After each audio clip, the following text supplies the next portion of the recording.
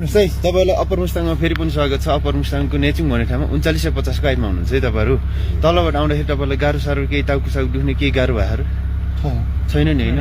यहाँबाट जान चाहिँ अझै गाह्रो हुन सक्छ क्या। अब चाहिँ 14 किलोमिटर 46 को हाइटमा पुग्नुहुन्छ तपाईहरु। हजुर 46 को हाइटमा पुग्नुहुन्छ। त्यसकारण यहाँ गाह्रो भएको मान्छेले चाहिँ माथि जाँदा अझै गाह्रो हुन सक्छ क्या। हाइ लाग्ने समस्या हुन्छ, बान्टा हुन्छ, त्यो रिङ्गटा लाग्छ, त्यस्तो हुन्छ क्या।